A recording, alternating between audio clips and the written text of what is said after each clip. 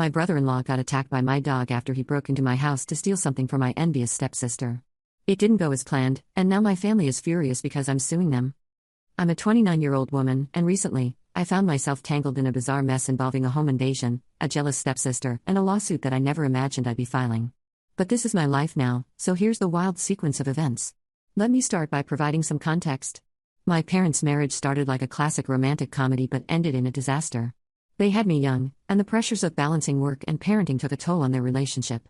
Eventually, they split up just as I was starting to navigate adulthood. To their credit, my parents remained civil for my sake and maintained a cordial relationship over the years. When I went off to college, my mom met someone new, a man she thought was the love of her life, my soon-to-be stepdad, Carlos. They got engaged, and she called me excitedly with the news. While I wasn't jumping for joy, I knew it wasn't my place to interfere with her happiness. Soon after, I was introduced to Carlos and his daughter Amelia, who would become my stepsister. From the moment we met, Amelia seemed to harbor a grudge against me. It was clear that she wasn't fond of the new family dynamic. Maybe she felt like I was taking her dad's attention away, or maybe it was just the idea of having a new sibling. Either way, every time we crossed paths, Amelia's attitude was cold, and her words were sharp. Family gatherings became exercises in awkwardness. Amelia never hid her disdain for me, and her resentment created a tension that everyone noticed. Her rude comments and dismissive attitude left me feeling like an intruder in my own family. I tried on multiple occasions to be friendly and build some kind of relationship with her, but all of my efforts were met with hostility. Then came the day of my mom and Carlos's wedding. My mother had always wanted something simple, so they planned a backyard wedding with charming decorations and a cozy setup. Despite the festive atmosphere, Amelia's disdain was like a dark cloud hanging over the day. As my mom walked down the aisle, I couldn't help but notice Amelia rolling her eyes and sighing as if the entire event was a nuisance. Her negative energy wasn't lost on the guests either. It was clear to everyone that she was unhappy about the marriage. At the reception, things went from bad to worse. Amelia took every opportunity to sour the mood.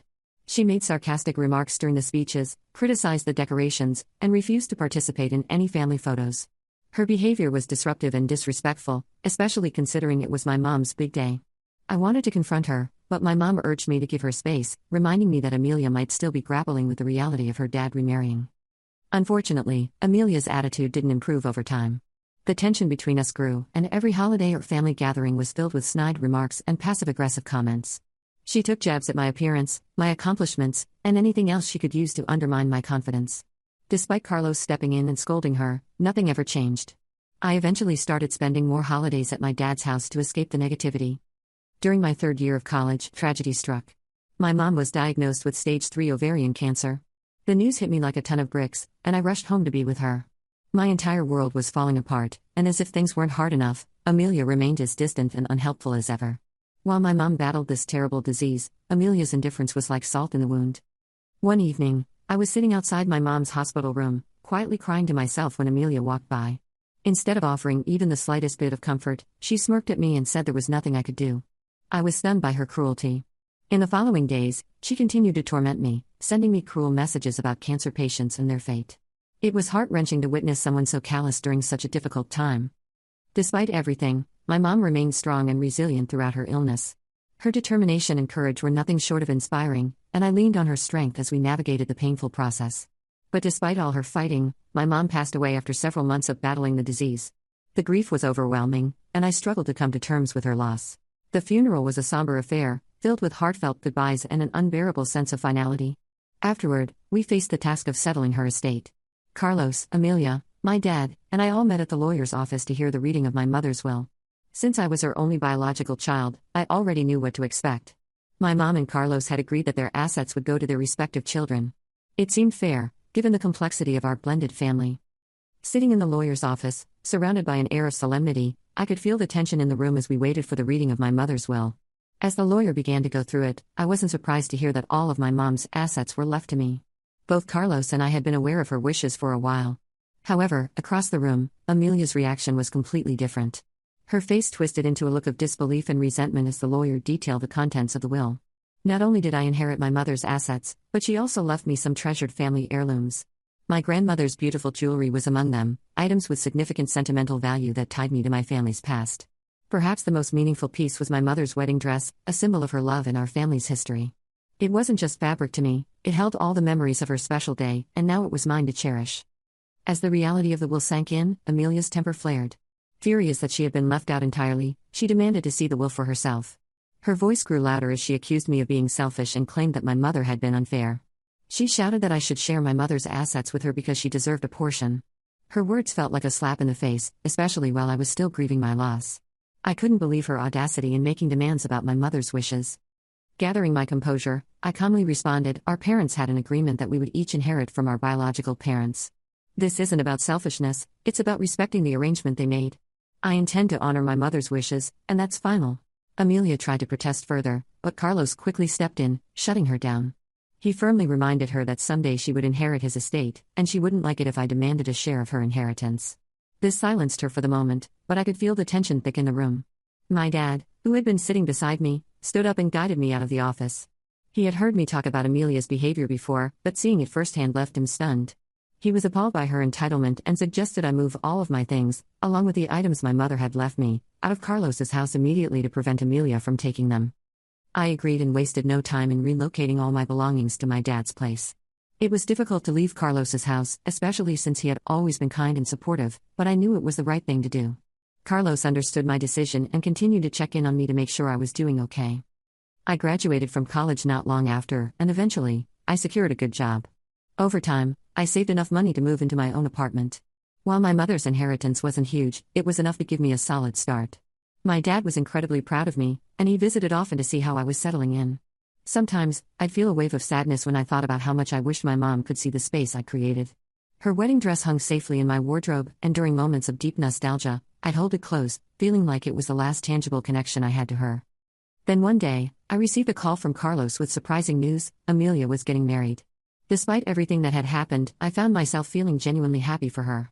Carlos invited me over for lunch, saying it had been too long since we had caught up. He assured me that Amelia had matured and promised there would be no drama. With some hesitation, I accepted his invitation. At lunch, things started out smooth. Amelia seemed to be in a good mood, and I congratulated her on her upcoming wedding. We spent some time catching up, talking about how much our lives had changed. She showed me pictures from her engagement, and I could see how happy she was with her fiancé.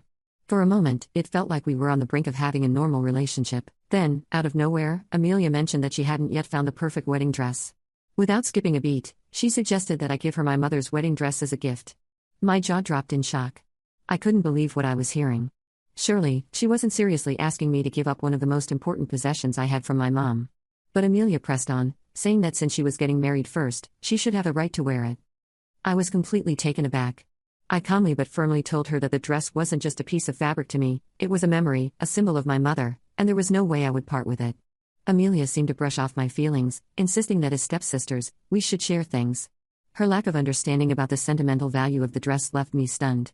Carlos stepped in, trying to defuse the situation. He explained to Amelia that her request was unreasonable and that I had every right to keep the dress. But she wouldn't let it go. She even offered to buy the dress from me, as if money could replace the emotional connection I had with it. The conversation escalated quickly, and before long, we were both raising our voices. Amelia continued to argue that my mother would have wanted her to wear the dress if she were still alive, accusing me of being selfish. That was the final straw for me. I reminded her of how she had treated me and my mother during her illness, and now she had the nerve to claim that my mom would have given her the dress? I was livid. Carlos tried to calm us down, but I'd had enough. I wasn't going to sit there and be disrespected. I thanked Carlos for lunch and left, feeling more frustrated than ever. When I got home, I called my dad and told him about the whole incident. He was just as shocked as I was and insisted that I install security cameras around my house and get an alarm system. At first, I thought he was being a bit overprotective, but considering Amelia's unpredictable behavior, I decided it was a good idea. Fast forward to today, I was at work, buried in meetings, when I received several alerts from my home security system. I opened the app in a panic, only to see a masked man breaking into my house. I called the police immediately and rushed home, my heart pounding in my chest. When I arrived, the police were already there, and to my surprise, they had arrested the intruder. His legs were bleeding, apparently. My dog had attacked him, stopping him from getting any further. When the police turned the man around, I was shocked to see that it was Amelia's fiancé. He started shouting that he had only come to take my mother's wedding dress because Amelia had asked him to. I couldn't believe it. Amelia had actually sent her fiancé to break into my house for the dress. Shaking my head in disbelief, I watched as the police took him away. I called my dad right away and told him what had happened. He promised to come to stay with me for a few days. Fortunately, my mother's wedding dress was still safely tucked away in my wardrobe, untouched thanks to my brave dog. I couldn't help but smile, knowing that Amelia's ridiculous plan had backfired spectacularly. But of course, the drama wasn't over. My jealous stepsister and her relatives have been bombarding me with calls, pressuring me to drop the charges against her fiancé. She insists that since he's now family, I should just forgive him and move on. I wasn't having any of it. I told them all to keep their opinions to themselves because, as far as I'm concerned, family doesn't break into your house and try to steal what's rightfully yours. I've also made it clear that I'm pursuing legal action against both Amelia and her partner for the damage they caused. Amelia claims I'm going to ruin their lives, but this time, I'm standing firm. This isn't just about a dress, it's about my mom's legacy, and I refuse to back down. If they want to fight, they better prepare, because this is headed to court. My family might be upset, but I've got the facts, the footage, and the law on my side. Update 1. It's been a few days since I last updated. I spoke with Carlos about everything that had happened, and he was just as shocked as I was. He had no idea about Amelia's scheming or the fact that her fiancé had broken into my home. Apparently, she had kept Carlos in the dark about the entire situation, knowing he wouldn't support her ridiculous antics. Carlos reassured me that he would back whatever decision I made. Despite this, Amelia hasn't stopped contacting me. Once she realized I wasn't going to drop the charges, she actually started apologizing. This was a shock. Throughout all the years I've known her, she never once apologized to me. I guess seeing her fiancé get arrested was the wake-up call she needed. She pleaded with me, asking for mercy, and promised she wouldn't cause any more trouble if I just dropped the charges. But after all the torment she put me through over the years, her apology felt hollow. I told her firmly that I wasn't changing my mind. I'd already started the legal process, and both she and her partner would be facing me in court. My dad and I have already spoken to a lawyer, and we're ready for whatever comes next. As for the relatives who were harassing me to drop the charges, I took a bold step. I sent out a mass email with video evidence from my security camera, showing her fiancé breaking into my home. I knew Amelia had likely spun a different story to them, but I wasn't going to let her lies go unchecked. Once they saw the footage, several of her relatives reached out to apologize, admitting they had no idea what really happened. It felt good to have the truth on my side, and it was a relief to know that some of them saw the reality of what went down. Update 2. A month has passed since my last update, and things have been busy as the legal proceedings unfolded. As planned, I went ahead with the charges and pursued compensation for the damage caused during the break-in. The legal battle played out in my favor, and I was awarded damages for what happened to my property. During the hearing, I glanced over at Amelia. She looked utterly defeated, likely realizing that her actions had real consequences. Her fiancé wasn't so lucky either. He ended up being sentenced to 3 months in jail for breaking and entering, though he got a lighter sentence since he hadn't actually stolen anything. But that wasn't the end of it. My lawyer went a step further and filed for a restraining order against both Amelia and her fiancé. It was a necessary step to protect myself from any further attempts to disrupt my life. Thankfully, my dad has been staying with me throughout this entire ordeal, offering support. Even though he's still concerned that Amelia might try something else, I doubt she'll have the guts after being hit with a restraining order and a $1,000 fine. The legal blowback has likely discouraged any future nonsense. Update 3. It's been 6 months since the last update, and I'm finally starting to move on. The chaotic events that once dominated my life have become distant memories. The legal battles, family drama, and emotional turmoil have finally subsided, and I'm beginning to find peace again. Since the court case, Amelia and her fiancé have stayed far away from me. The restraining order has done its job, providing a buffer between us. From what I've heard through mutual acquaintances, Amelia did end up marrying him after he got out of jail. Honestly, good for them, they deserve each other, considering how irrational they both are. Looking back on everything that's happened, I've learned a lot about resilience and the importance of standing up for myself. The legal fight wasn't just about protecting my property, it was about defending the values my mother instilled in me. Now, I'm in a better place, ready for the next chapter of my life, free from the toxic drama that once overshadowed everything. I've moved forward, and while I can't predict what the future holds, I'm grateful to be in a calmer, more stable place. The turbulence is behind me, and I'm ready for whatever comes next.